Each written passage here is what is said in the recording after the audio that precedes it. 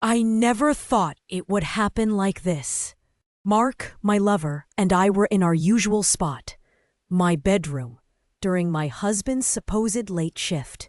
The air was thick with, well, you know. Suddenly, the door swung open. It wasn't the cat. It was Tom, my husband. His face was a mask of shock. I froze. Mark scrambled for the sheets. Time seemed to stop. I expected yelling, accusations, maybe even violence. But nothing came. Tom just stood there, staring, his mouth slightly open. Then, something strange happened. A flicker of something, curiosity, crossed his eyes. He took a step closer, not with anger, but with hesitant interest. What's going on here? He asked, his voice barely a whisper. Mark and I exchanged terrified glances. I didn't know what to say. Tom had always been a bit reserved, a bit suppressed. Maybe this was his breaking point.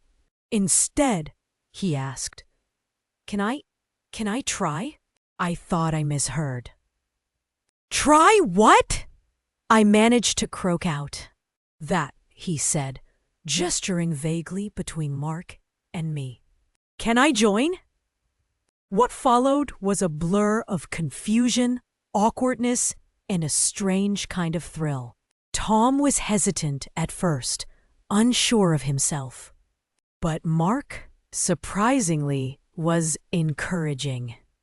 He guided Tom, showed him what to do. It was bizarre. Unbelievably bizarre. There was a weird sense of unity, a shared experience that transcended the initial shock and betrayal. We were all in uncharted territory, exploring something none of us could have predicted. It was a messy and intense mix of emotions. Afterward, the silence was deafening. We lay there, tangled in the sheets, trying to process what had just happened. Tom looked at me, a strange mix of shame and excitement in his eyes. I don't know why I did that, he said. Neither do I replied, my voice trembling. Mark just stared at the ceiling. In the days that followed, things were different. Tom was more attentive, more adventurous. He seemed to have shed some of his inhibitions. Our marriage surprisingly felt alive. But there was an elephant in the room, a question that hung heavy in the air. What now? What does this mean for our marriage?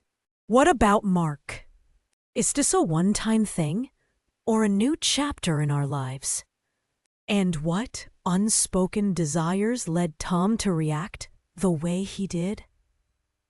These questions still remain unanswered, and perhaps that's the most unsettling part of it all.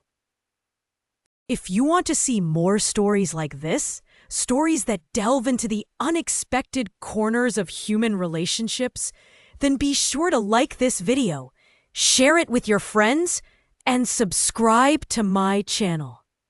There's so much more to explore, so many hidden desires waiting to be uncovered.